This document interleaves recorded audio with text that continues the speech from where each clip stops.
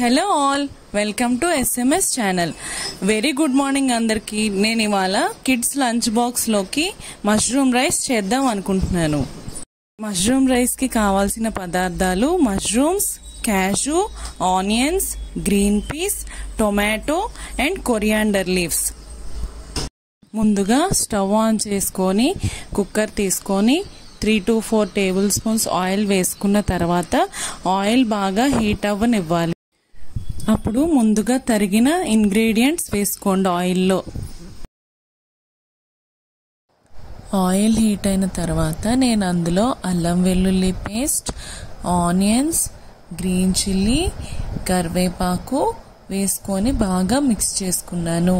అలా మిక్స్ చేసుకున్న తర్వాత కొంచెం సాల్ట్ అండ్ టొమాటోస్ యాడ్ చేసుకొని కొంతసేపు ఒక 5 to 10 minutes లిడ్ క్లోజ్ చేసి పెట్టుకోవాలి. అప్పుడు బాగా మగ్గుతాయి పీసెస్. ఆ తర్వాత కొంచెం పసుపు అండ్ మష్రూమ్ పీసెస్ కూడా యాడ్ చేసుకొని బాగా మిక్స్ చేసుకొని ఒక 10 to 15 minutes లిడ్ క్లోజ్ చేసుకొని ఉంచుకోండి. అప్పుడు బాగా మగ్గుతాయి మష్రూమ్ పీసెస్.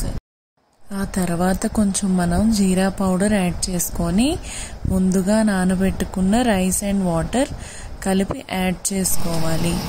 కొంచెం ఆ వాటర్ బాయిలింగ్కి వచ్చే వరకు ఒక 5 minutes మనం బాయిల్ అవ్వనిచ్చి అప్పుడు కుక్కర్ విజిల్ మూత పెట్టేసుకోవాలి.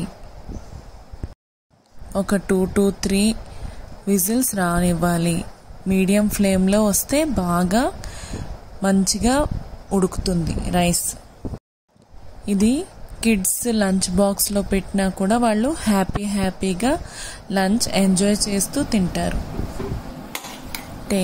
Tasty mushroom biryani ready.